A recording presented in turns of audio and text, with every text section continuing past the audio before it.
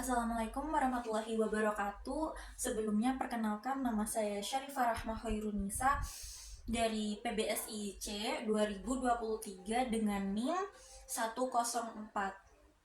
Jadi di sini saya akan menceritakan pengalaman saya ketika saya berada di Papua. Banyak banget kultur shock yang saya dapatkan saat berada di sana. Jadi sebelumnya orang tua saya itu dari dulu kerjanya suka pindah-pindah gitu loh, pindah kerja ke daerah ini daerah itu, dan pada saat ini mereka menetap di Jayapura.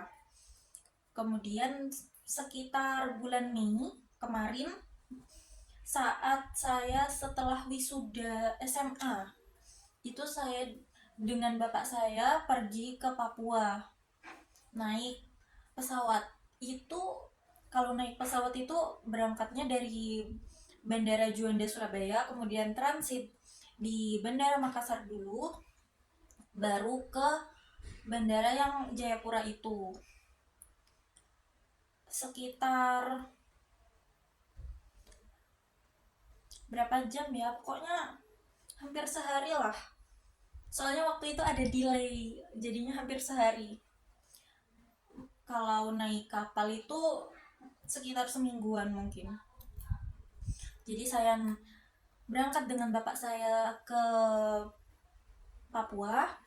Kemudian saat saya sampai itu kultur shock pertama, yaitu di bandara saya lihat ada orang yang muntah darah gitu loh. Saya kira itu darah, ternyata itu biji pinang. Mereka, jadi orang Papua itu mengkonsumsi biji pinang, kayak dikunyah-kunyah-kunyah tapi gak ditelan, kemudian dimuntahkan. Itu katanya membuat gigi menjadi kuat gitu. Habis itu saya kan kaget, kok bisa muntah darah kayak gitu. Habis itu diceritain kalau ternyata mereka mengkonsumsi biji pinang. Terus ya udah, saya mendapat informasi baru.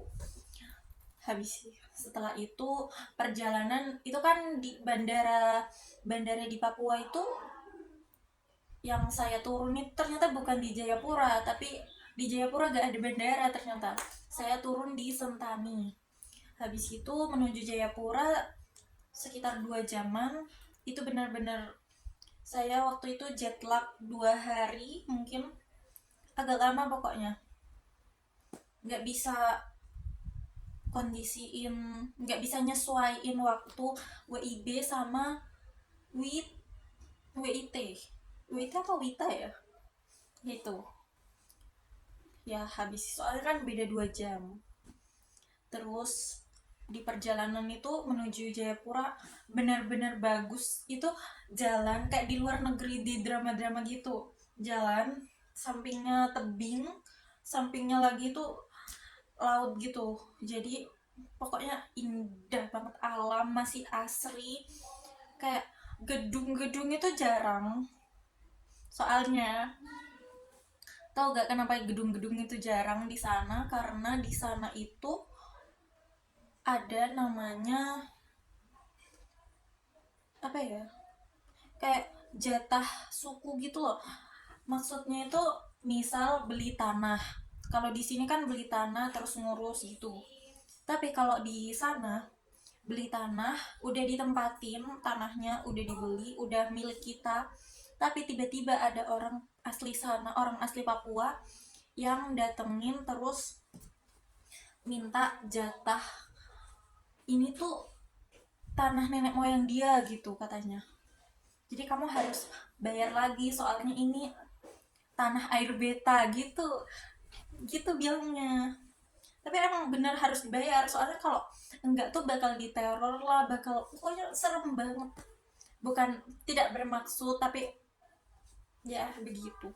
Terus habis itu selama di Papua itu saya jalan-jalan, tapi jarang sih, soalnya emang orang tua itu sibuk banget. Jadi saya di sana itu lebih ke anu, bantu bantu bantu ibu di rumah, kayak ya beresin rumah gitulah. Baru waktu weekend saya pergi jalan-jalan, terus kultur shock lagi di tempat wisata itu.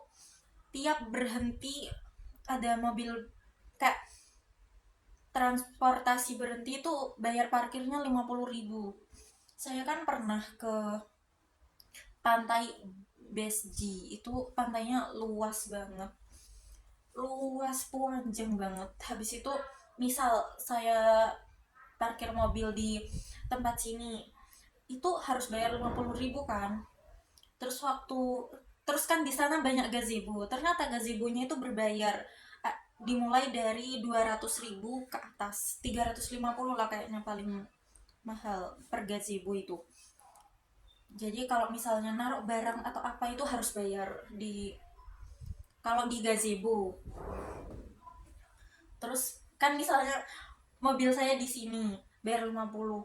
Terus kalau misalnya mau ke daerah sini, berhenti di sini mobilnya harus bayar lagi 50.000. Soalnya kayak tiap tempat itu ada orang-orang yang jaga gitu, dan mereka itu kayak bukan satpam ya, kayak emang orang asli sana yang jagain tempat itu, terus minta bayaran gitulah.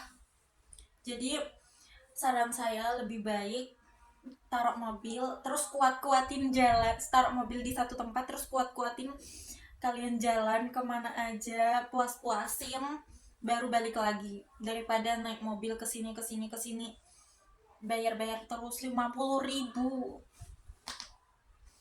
Terus saran saya juga lebih baik kalau mau jalan-jalan itu minggu pagi. Kenapa? Karena mayoritas di sana kan orang Kristen.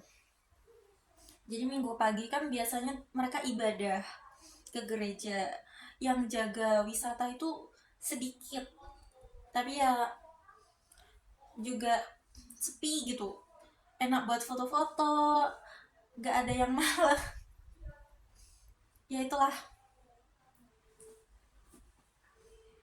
Terus juga, tapi orangnya ramah kok, ramah banget. Ramah. Cuman kata satpam kompleks saya, komplek rumah dinas ibu itu bilang kalau jangan terlalu baik karena takut dimanfaatin. Ya gitu sih. Saya di Papua itu sekitar hampir sebulan,